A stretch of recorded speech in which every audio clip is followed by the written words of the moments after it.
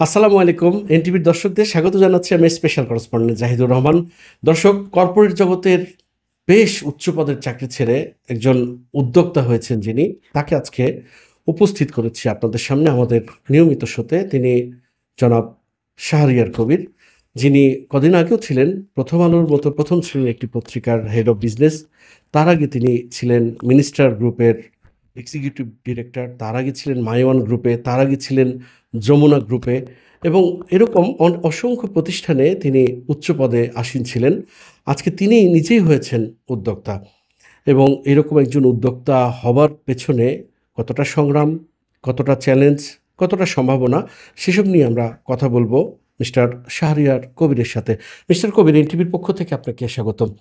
আপনি অনেক উচ্চ পদে ছিলেন, বিশেষ করে আপনাকে প্রায় দেখা যেত বড় বড় ইভেন্টগুলোতে, টেলিভিশনের পর্দায় সেসব প্রতিষ্ঠানের আপনি প্রতিনিধিত্ব করছেন।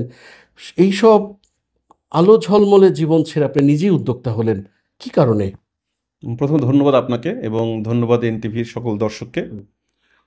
আসলে যখন থেকে আমি পড়াশোনা শেষ করেছি এবং চাকরিতে যোগদান করেছি, প্রথম দিন থেকেই আমি আসলে মালিকানা নিয়ে কাজ করেছি। যদিও চাকরি করেছি কোনো কোম্পানির আন্ডারে বা কোনো মালিকের আন্ডারে, কিন্তু যতটুকু কাজের মধ্যে ছিলাম সবসময় আমি ওইটুকু কাজের মালিকানা নিয়েই কাজ করতাম। ফলে আপনি জানেন যে বাংলাদেশের যে টপ কনগ্লোমারেট যেগুলো, বাংলাদেশের সবচেয়ে বড় কনগ্লোমারেট ওয়ান অফ দ্য প্রাণ আরএফএল গ্রুপ, সেই আরএফএল গ্রুপেরও ইলেকট্রনিক্সের চিফ অপারেটিং অফিসার ছিলাম আমি, এবং সব ধরনের কাজই করেছি। তো এই কাজগুলোই আসলে আমাকে একটা পর্যায় পর্যন্ত নিয়ে এসেছে, যেমন আজকে এখানে এসেছি এখন। ওয়ালটন ফ্রিজ কিনে অনেকের মতো আপনিও হয়ে যেতে পারেন মিলেনিয়াল। সেরা পণ্যের সেরা অফার। মনে হয়েছে যে না, এখন নিজের জন্য কিছু করা উচিত, কারণ তখনও মালিকানা নিয়ে কাজ করতাম, এখনও মালিকানা নিয়েই কাজ করছি। এই কারণেই আসলে কাজটা শুরু করা। হ্যাঁ, আপনি নতুন যে উদ্যোগ নিয়েছেন, সেটা আপনার নিজের কোম্পানি পারফেক্ট ইলেকট্রনিক্সের, যেটার আপনি এমডি এবং সিইও।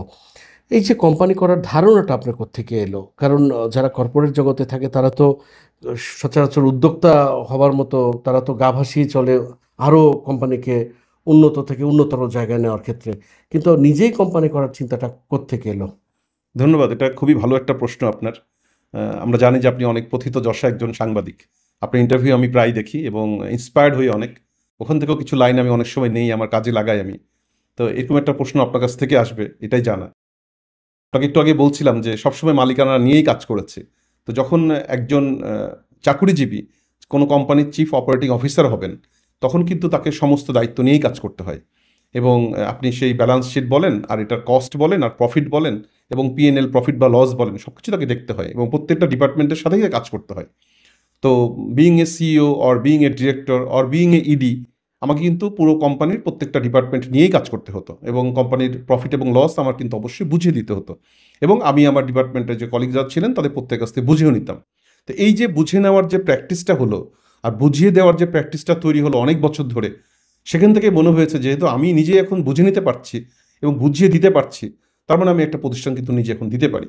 তো সেখান থেকে আমার যখন মনে হয়েছে যে আমি এখন কনফিডেন্ট এনাফ, আমার এক্সপিরিয়েন্স হয়েছে, তখন আমার মনে হয়েছে যে এই কাজটা আমার করা উচিত। এখানে আরেকটা কথাই বলতে চাই একটু দর্শকদের উদ্দেশ্যে, যে একটা বিজনেস কিন্তু তারই করা উচিত যে কিনা ওই বিজনেসটা হচ্ছে ভালো বোঝে।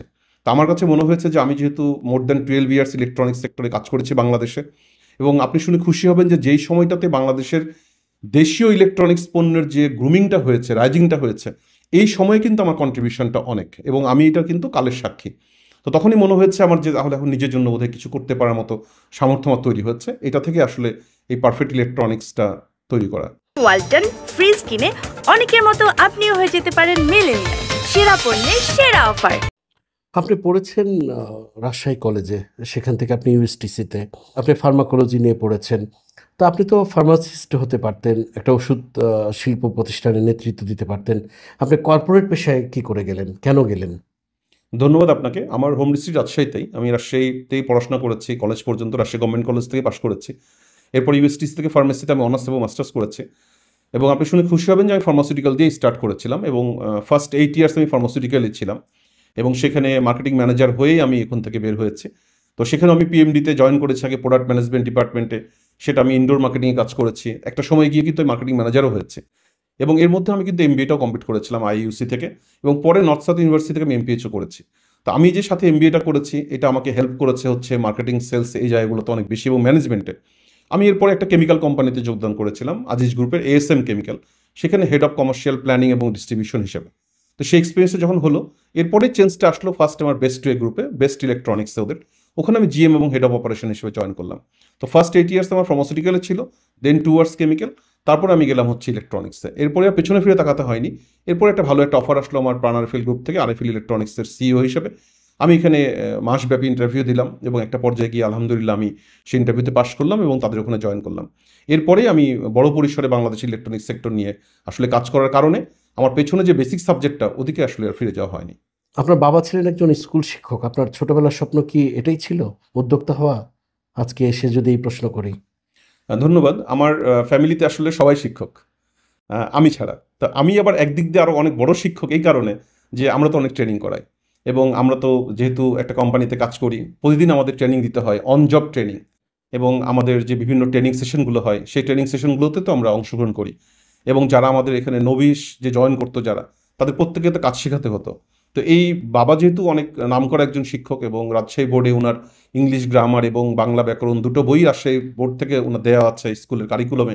তো এই শিক্ষাটা তো ছোটকাল থেকেই ছিল ডেফিনেটলি, কিন্তু কখনো যে নিজে একদম উদ্যোক্তা হয়ে কাজ করব এই স্বপ্ন তো আর আমি প্রথমেই দেখিনি।